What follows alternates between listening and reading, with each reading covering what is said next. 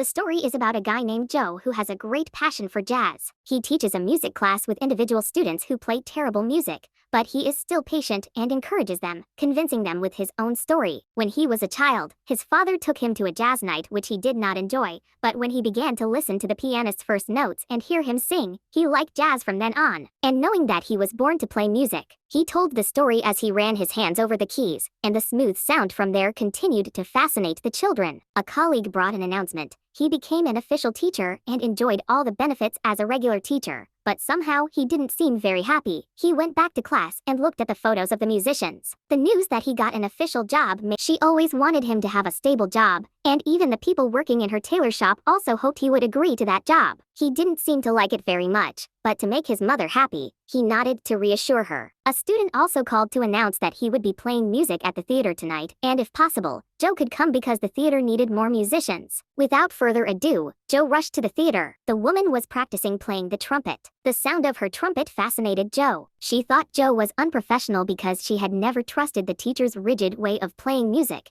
and Joe played as if he was the only one in that space. His music was so wonderful that the musician couldn't help but let him continue playing. He was scheduled to perform tomorrow night with a cool suit. Needless to say how happy he was, he felt like he was walking on air without knowing how many times he had been lucky. Until he fell into a sewer on the street, a small blue soul fell into the darkness. It was Joe, but in a form he didn't know what to call. Joe's voice echoed in the deep space. He saw a group of people crossing a bridge. He immediately ran to ask, "How did I get here?" Another character has the voice of an old woman. She is 106 years old and has been waiting for this moment for a long time. Joe says, "What moment? Afterlife moments? Does that mean you're dead? I can't die now. I can't stay here. I can't accept it." Joe goes against the flow of people to find a way out of reality. Behind him was a giant mass of light. The creatures that flew into it would only become white spots and then disappear. He panicked and ran back to the millions of people waiting to cross that path of light. Then he falls off the bridge.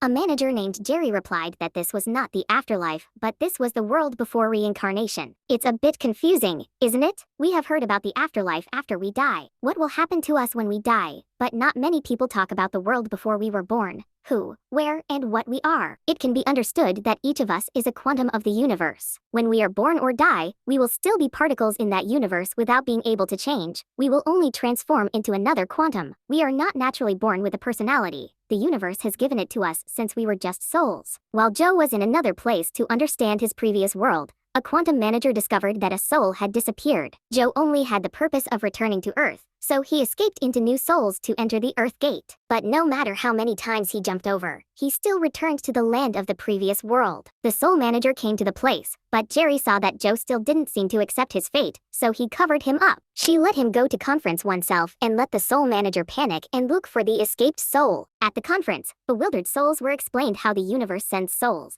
and why they came at that time and not at another time. They got that name, that profession, not another name. Another profession. Joe came up with an idea to get a new soul to replace his soul, to return to normal life. At this conference, souls will meet their own mentors, explaining that it is a metaphorical story for how, regardless of any profession, the universe sends us a mentor guiding us towards that career. Joe also met his mentor's soul, Ms. 22, a person who never wanted to come to Earth, or rather, had no ideal of life. When traveling with a spirit advisor, Joe's real-life image is accurately simulated, from the time his father took him to a jazz concert to his failed music interviews, and ending with the image he has now. The body lies motionless on the hospital bed. He tries to bring the mentor soul to the piano because once soul 22 loves something, he can take that ticket from 22 and return to Earth. Because anyway 22 has no desire for anything else from that bland Earth. But that is impossible. Soul 22 did not feel anything. She seemed depressed. That's right, the universe creates spaces to arouse love, but all are tasteless,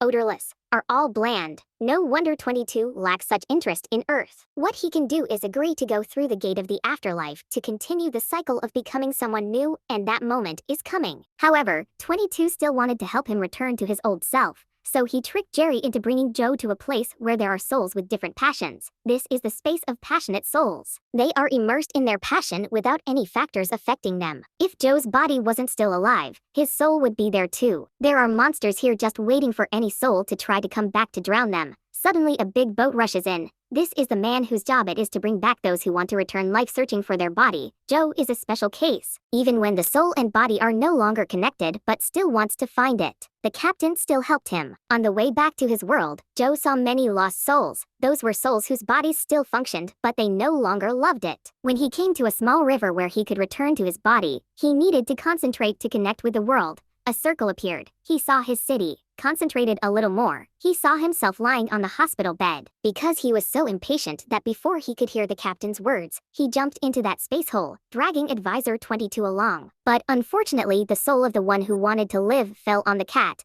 and the reluctant soul fell on the artist. The two of them tried to explain to everyone, but the one who could speak only talked about confusing Univere. The person who understands speaks cat language, making the story even more confusing. Then they escaped. 22's soul had never had a body, walking on flesh for the first time. Overwhelmed by the hustle and bustle, she thought she had understood everything after being in space for so long. But the truth is that the world is so strange. She was frightened by the cars and ran to a corner, swearing to her death not to take another step. Joe now easily stole in the form of a cat. He let her taste a slice of pizza. It was so delicious that she ate even without chewing. Then they took a taxi to go home. As soon as the theater owner got out of the car, she looked at him in bewilderment in an appearance that didn't look like a normal person. Returning home while preparing for the performance, her student Connie came to return the instrument and did not want to continue. 22 also agreed at this time because she did not like music much. But when she heard Connie play the final tunes, she lit up. And it turned out that passion was what it was. Back to dressing. A cat teaches a human to dress and groom, a combination that gives Joe a strange head.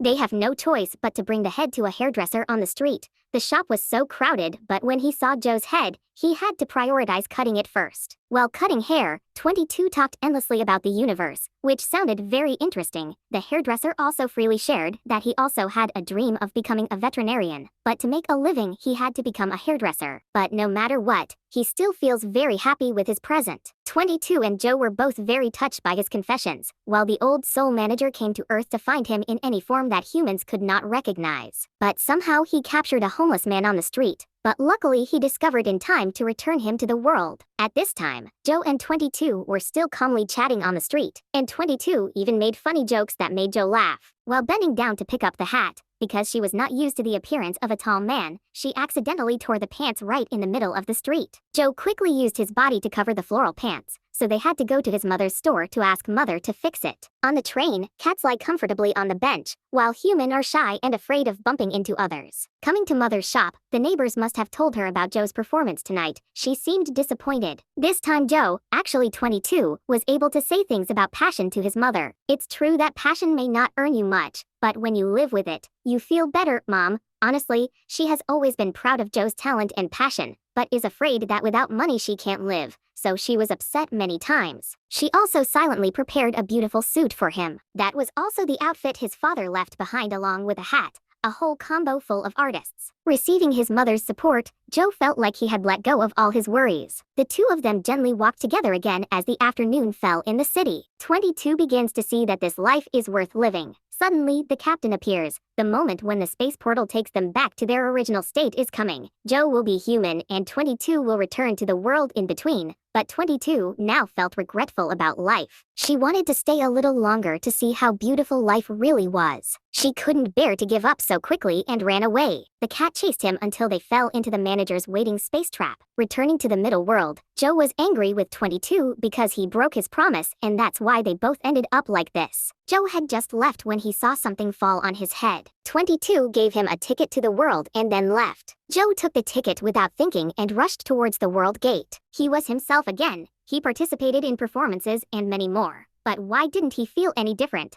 Living with his passion. Why didn't he feel happy at all? One night, the theater owner told him a fish always wants to find the big ocean. But when it gets there, what does it need? In fact, it just needs water. This statement made Joe think a lot. He has sought out his body many times to play music, but for 22, All she needs is a candy cane, a piece of pizza, and little things. He found himself too stubborn to break the laws of the universe. Then he used his concentration and the piano to connect with his soul. In the space of special souls, he met the captain to find 22. But at this time, 22 had become a lost soul. She was isolated in her disappointment in herself and found herself unworthy to come to Earth. Joe's appearance increased her shame and she just wanted to run away. 22 has now become a monster of great inferiority that swallows Joe. Joe now went deep inside to meet 22, placed a fruit from New York in her hand. It made 22's soul light again. Joe gently gave 22 the ticket back to Earth. Because he felt he had lived enough, he accepted the fact that he had to go, turn into quanta so that new souls could be created. Joe sent 22 to the Earth Gate. They both jumped down until Joe returned to the world. Admiring Joe's heart, the quantum gatherers gave him another chance to return to Earth. They helped him deceive the manager of the otherworldly gate so that he could leave successfully,